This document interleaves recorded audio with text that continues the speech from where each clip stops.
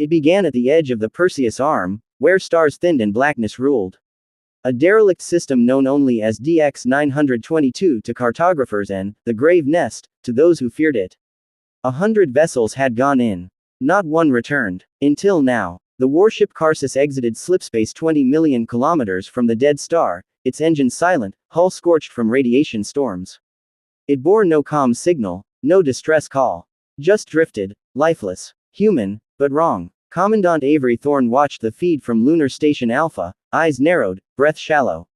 Enhance and rotate frame 14, she ordered. The AI complied. What they saw made everyone go silent. On the Karsus hull was something etched, burned into the titanium alloy plating. Not words, symbols, alien, but not like anything in the database. And painted in blood. They retrieved it anyway. 3 months later, Project Harrow was born in a sub-ice facility on Europa. The hull fragment, the alien carvings, the recovered data logs, everything was brought together under military quarantine. Because something inside that ship wasn't human anymore. Dr. Emil Vargas was the first to die. They found him in Lab C, eyes burned out from the inside. Every nerve ending frayed like wires torn by acid. But he had written one word across the cryo-glass panel before dying. In his own blood. Awake. That's when the nightmares started. Europa staff began reporting auditory hallucinations. Whispers in static. Some claimed to hear screams from the ice beneath them. Others said they saw something move in reflections, always just behind them. Then the AI governing Harrow, OMNI-3, shut itself down. System logs showed a final message. We are not alone. And they are not gods. They are worse. The Joint Human Defense Corps issued full blackout. A detachment of helljumpers was sent in to secure the site. What they found buried beneath the ice wasn't just a threat. It was a message. 12 alien obelisks. Towering spires of metal fused with organic matter. Each one humming at a frequency only detectable through water resonance. Each one bleeding. Yes, bleeding. And on the walls behind them, ancient murals. Human silhouettes, drawn thousands of years ago. That was the first proof. That we weren't alone in the universe. But also, that we'd been watched. For a long, long time. Commandant Thorne sat in silence as the findings were presented in the deep bunker beneath Olympus Mons. She wasn't surprised. Not anymore. She'd read the encrypted Harrow logs, the ones classified even beyond presidential clearance.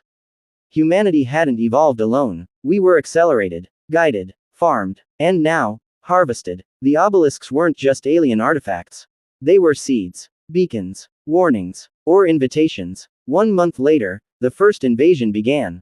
Not from the stars. From inside the Earth. Swarms of nanite-infected humans, hollowed, they were called, emerged in cities around the world.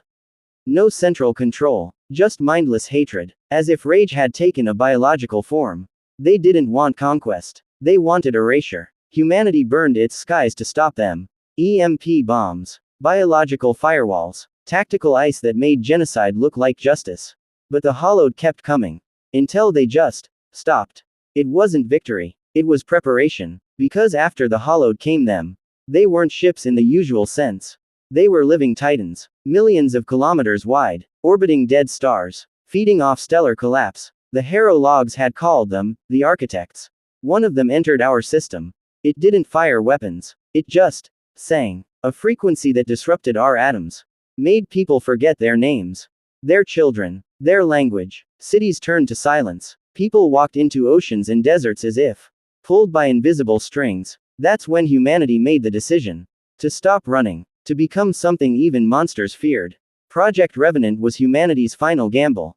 12 test subjects. Volunteers. No. War criminals. Murderers. The worst of our kind.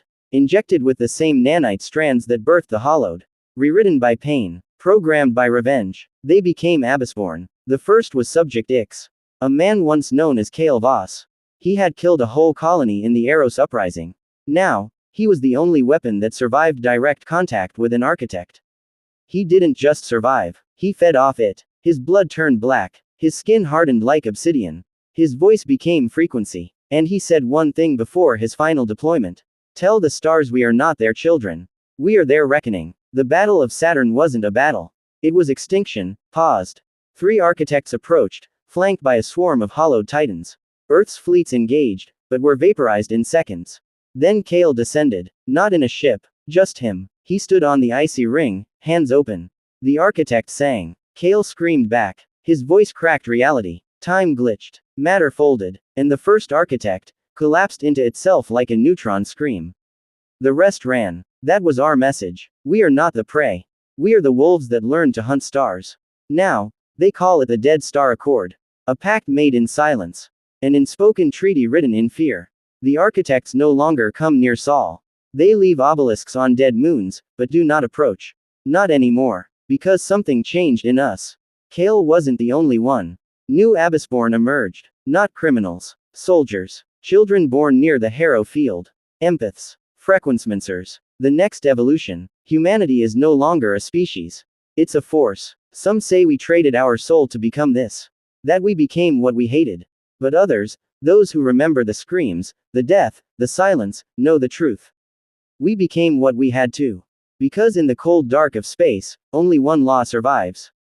Evolve, or perish. And humanity, we don't perish. We adapt. We endure. We conquer.